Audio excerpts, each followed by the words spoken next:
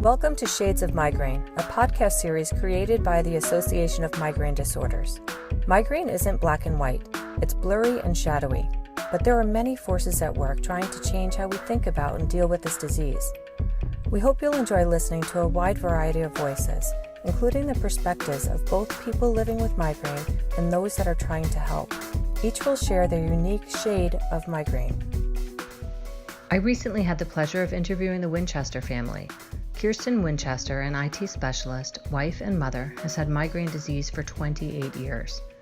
She endures a variety of migraine types. She talks about her personal experiences with the disease, including her successes with telemedicine and natural medicine, how genetic testing has helped with treatment choices, as well as her favorite coping tool. She and her husband Dearric tell us what they do to fight migraine stigma and raise awareness. Dearric talks frankly about caregiver fatigue and gives his advice on coping strategies. You will also hear about Dearric's latest and craziest awareness adventure, a 3-day, 216-mile run. You heard correctly, one man running 216 miles in just 3 days. Dearric participated in the August 2018 Cascade Lakes Relay as a solo team.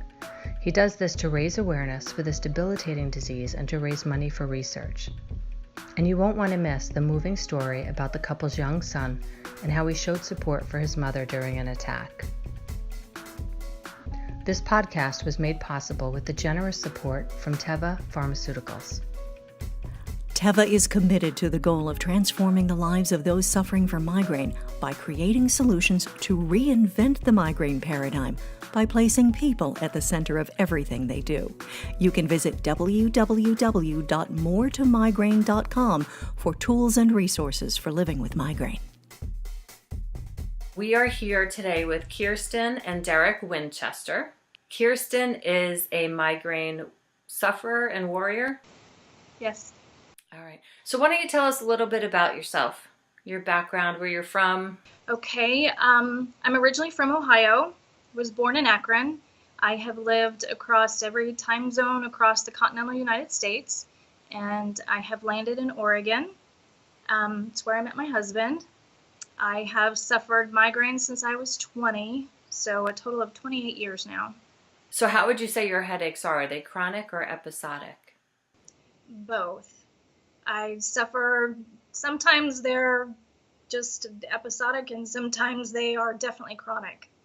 I have your classic migraine, I have optical migraines, I have hemiplegic migraines, I have vestibular migraines.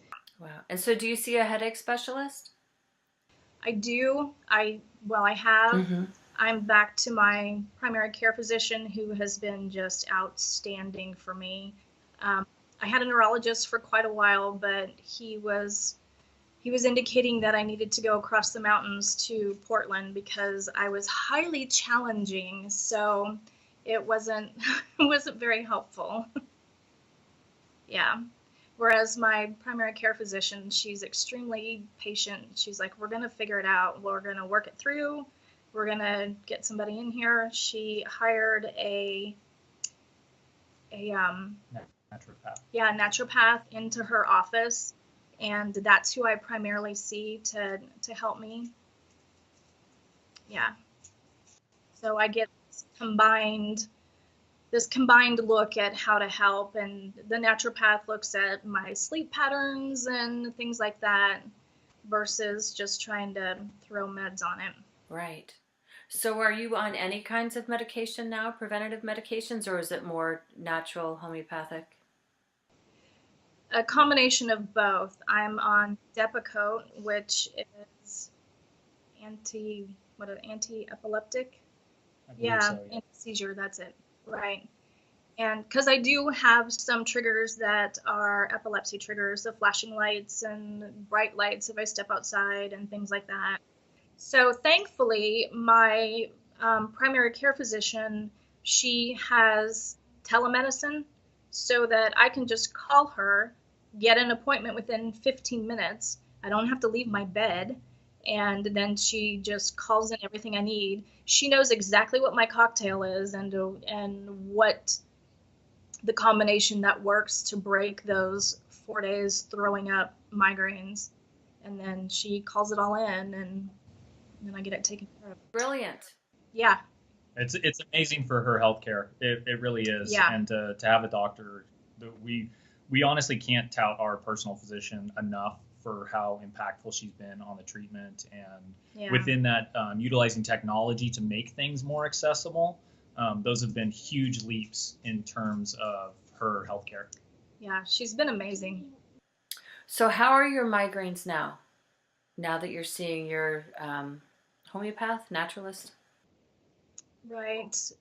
They were doing great for a good year, but then I seem to be kind of cycling out of that really good period right now, and I'm trying to find some balance again. I have added CBD oil here recently and CBD cream that I use on my forehead and temples, and that seems to be helping, but I haven't been using it long enough to really know if it's something long term that's gonna continue to help. The other thing that I wanted to give input on is there is new gene testing that they have done. The one that I went through was called GeneSight, and I had it done on the recommendation of my primary care physician, and you get a list of all these different drugs, and you find out whether they work with your genetic makeup.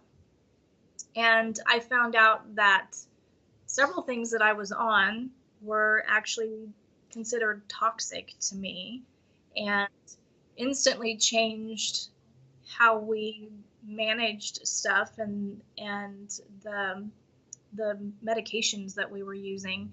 And I think that lots of people think, oh, that's, we don't need that kind of thing. But it helped me greatly learning about that and finding out what medications are better than others and what are considered toxic to me, and to look into that. If I were to give someone a piece of advice, the one key thing that I would say is just be kind to yourself. And then the other thing is to get a big snuggly dog. Do you have one? Yes, I do. I actually have 2 big snuggly dogs. Yeah, the big one, she's sitting right here right now. She's 130 pounds. She actually can alert me to migraines a good 12 hours beforehand. She taught herself. It took me a good 6 months to figure out what she was trying to tell me. But she gets up in the bed and lays with me, and she's amazing. So, Dearric, tell us a little bit about what you do and how you support your wife in this. And some people might think it's kind of a crazy thing, but I think it's a crazy thing. I definitely agree that it's crazy that I support my wife. I think that that's very ridiculous. No. So my biggest thing is I try and fight the stigma and raise awareness about migraines. And the avenue that I found that kind of fell into my lap, as ridiculous as that is to say, is endurance running. I use long distance endurance running, 50 kilometers, which is about 31 miles or longer, is just kind of the vein that I've fallen into as a way of raising awareness. Yeah, the big one that he did was running from Mount Hood to Mount Bachelor, and that's about 150 miles along the Pacific Crest Trail. And he wanted to do it in 48 hours. He did it in just over 50 hours. 150 miles? About, give or take a couple miles, yeah. I got lost at one point, so it might have evened out to 150. So do you have people following you while you do this?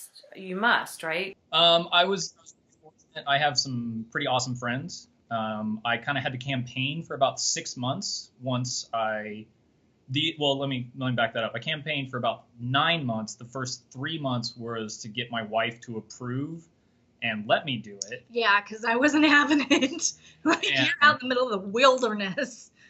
And then transitioning out of that, I had to start kind of starting from scratch because I'm not necessarily a big part of the running community. I kind of run on my own, and I had to find friends that were willing to pace me essentially on that, which is just to have a buddy for a period of time. I'd get to a place, and then we'd switch to another person, and then they'd, in some ways I just kind of referred to it as a relay, but I was the baton. They kept passing me on to the next person and transitioning through. And it was quite a bit of planning to get to herd the cats of the people, to get them together to make that a success, but then just working through all the logistics to So you raised money and awareness. So you created a Facebook page, right, that kind of promoted what you were doing, and you created a video. Correct. Yeah, we did a small video. The first video that we did was actually from the first run I did, which was a 50 miler. That was my inaugural thing that I just kind of fell into because as I was actually training to just go run my own ultra marathon, which is 50K on my own, and in doing so, say hi, Grayson. Hi, Grayson. You're cute. Thank you. You've got a beautiful dog too. She's Yes, big. We got 2. Oh, she's like a horse. Go do your thing. Bye. He's so cute. He knows it too. So to go back, so my original intent as I started this whole process for me, I was just going to go train and do my own ultra distance. The first ultra distance is considered roughly 50 kilometers. It's kind of the standard one. I was just going to go do that as a challenge for myself just to see if I could do it. And the entire time it felt really hollow. It was just ego fluff. I just felt like I was pursuing it for no reason. And I came across a story of a gentleman by the name of Ted Jackson, who supports his wife in her battle with MS through endurance races, marathons, really horrendous conditions. He's done marathons in the Arctic. He's done it in the desert. He's a heck of a character, and I love his story as well. But once I realized that story, I was like, okay, I need to be supportive of my life. Right. Wow. That's amazing. So how much money have you raised? Through the running itself, I've raised about $4.5 grand. I also did I was fortunate enough with a local climbing gym. I have a history with the people that run that facility. I was able to set up a fundraising evening there. And between those two things and everything, it's been about $7,500. I'd love to raise more, but it's not my focus to get the money. I think that there's other people that are better at getting that money than I am. I seem to fill the niche of being the crazy guy that's willing to go out there and do something stupid to get attention for this cause. For the cause, and awareness is great. You know, there are just so many people that they know of it, but they don't know how debilitating it can be. Well, and again, simple things as the conversation always goes is it's not headache. It's like headache in some basic ways, but it is not. I've used the analogy of a headache and a migraine are as similar as a splinter and a log through your leg. Basic premise is in line, but they're so wholly different that you really can't compare the two. It's like a pothole and a sinkhole. The pothole, you're in and out of it. Yeah. You know, a sinkhole, you don't know when you're going to get out of it. If you're going to get out of it. Yeah, sinkhole is a great one because it and I think it speaks to the difficulties of migraine where, again, that pothole kind of irritates everybody as they pass it. But if you have that sinkhole, it affects the entire community. And I think that that's very much in line with how a migraine impacts an individual and how a migraine episode affects the community. All right. So, Dearric, have you heard of the phrase caregiver fatigue? Absolutely. All right. And how do you cope with that? It seems like you guys have an amazing relationship and a great family. What are your key things that help you? The first thing I would say is fight. And I mean that both in terms of the longevity of it, fight to keep it going, but also don't shy away from the conflict sometimes. It's a challenge, and I think that we don't really like negative things, and that fight sometimes has to happen to progress. There's definitely times where Kirsten and I will be irritated at each other. I'll be frustrated from her just being fatigued and what that results in the extra work for me and that sort of thing. But we have to get past those, and once there's a moment where everything has gotten better and we're starting to have that conversation, to be like, okay, we have to have this conversation and get it out and get our emotions out and progress forward. And sometimes those haven't always been a positive thing. That's why I do say sometimes I think you do have to fight a little bit. Don't make it personal. Recognize what's going on, get your emotions out, and then as we've had those conversations, that conversation has matured, and we can have a direct, progressive conversation to be like, honey, that thing that you did last time when I had a migraine, that didn't help. I'm like, okay, great, I won't do that. And then the emotion is removed from it. And that seems to really help us in those moments. So it doesn't fester. That's the thing that I think is so detrimental in my experience with caregiver fatigue. If it just festers and just keeps there and we don't address it, it just undermines myself. It undermines her, how she feels pressure on it. And then it undermines our relationship. That's honestly the biggest thing that I would say. And taking some personal time. That's just anything, whether you're trying to battle caregiver fatigue or anything, just taking that little bit of personal time when it's available, and then trying to remember, why are you in that relationship? Why does that person matter to you? Try and keep those things cultivated and in the forefront. Those sound like simple relationship things, but they become so important when there's such a weight on the dynamic at hand. That's good advice. Thank you. So in closing, how would you like to wrap this up? If there's some kind of message that you really want to say to people that you think would be most helpful, something that people can do or something that people can understand, what would be a message that you'd want to say to people? For me, within that, I always, the forefront of my mind with all of this stuff is trying to bring migraines out of the shadows. And I that in two dynamics. One is when someone has a migraine, that's kind of where they gravitate towards. They need that time, they need to heal, they need to be there, and I absolutely respect that. But once that's over, have that conversation, have that dialogue about what worked well in that treatment, what didn't, what do you need, what do you not need, and have that conversation. So once it comes out of that shadow, don't let it just exist there. Bring it out, have a conversation about it, and move forward. Again, lights, treatment, what worked, what led into it. Try and break it down. It's so complicated and it is so personal. You really have to keep it alive and keep it in the light and be wary of it. And also within that, it's to fight the stigma. Bring it out into the light. Show people this exists. Share that with your friends. Share that with people you work with, all of that stuff. I've had to cancel a lot of plans over the years, and just keep sharing that with friends and keeping conversations going and open, and saying things like, I wanted to be there. It's not that I don't want to spend time with people, and just keeping that conversation going and open. Within that, there is definitely one thing that I think migraine is poised in a great position in our culture right now to be taken seriously as something that can be recognized. And the reason why I say that is because there's parallel conversations that are happening with other conditions, primarily CTE and PTSD, that I feel their progression through culture is absolutely in parallel with migraine. They're in some ways an externally invisible condition, but they absolutely have impacts. And they have impacts in terms of how someone behaves during, after, and those sorts of things. But those conditions are being recognized and being discussed and being contemplated for treatments and moving forward.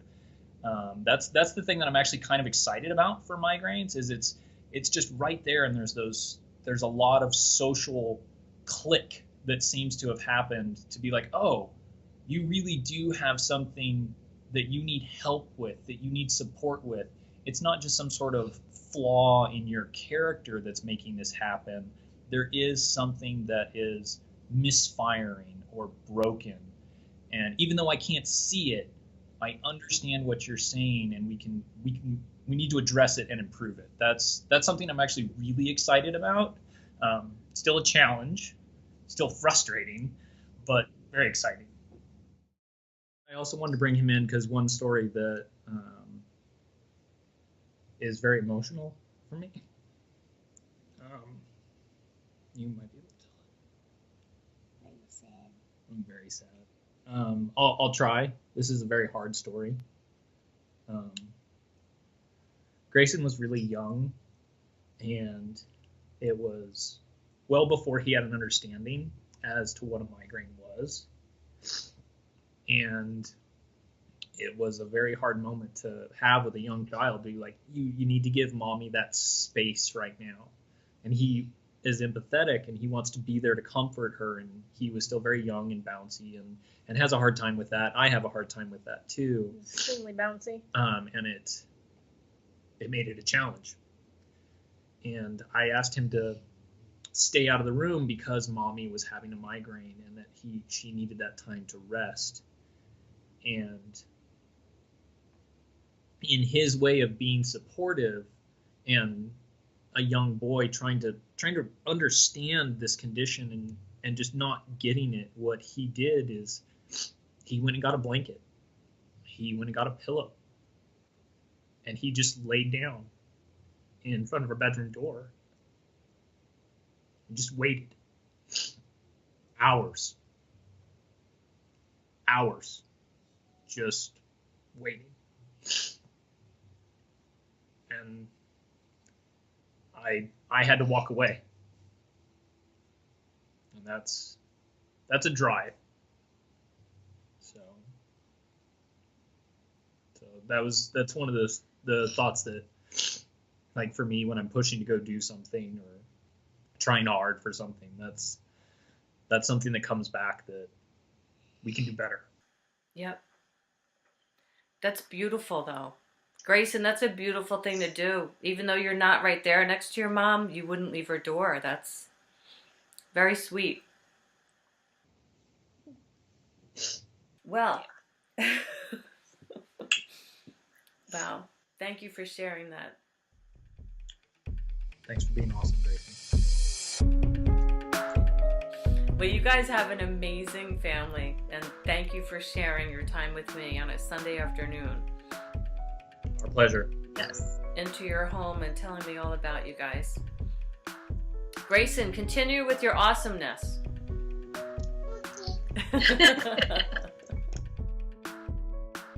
To follow Dearric and his amazing feats of endurance, or to contribute to his fundraising efforts for migraine research, follow the Winchesters on Facebook and Twitter. Dearric is most active on Twitter using the handle @4K_4Kirsten. For those listening to the audio podcast, that's the @ the number 4, capital K, _4, FOR Kirsten, KIRSTEN, with no spaces. To find their Facebook community page, go to facebook.com/4KirstenW, FORKIRSTENW.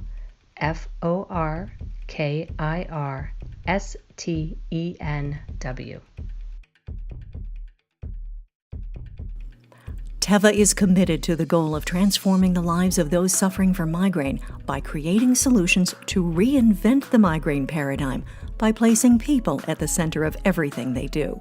You can visit www.moretomigraine.com for tools and resources for living with migraine. Migraine Monitor is an intuitive headache tracking app with a unique opportunity to connect you to your headache specialist, prepare insightful reports, and invite you to an anonymous support group. Text migraine to 41411 to download Migraine Monitor today. And thank you for tuning in to Shades of Migraine. For more information about migraine disease, please visit migrainedisorders.org.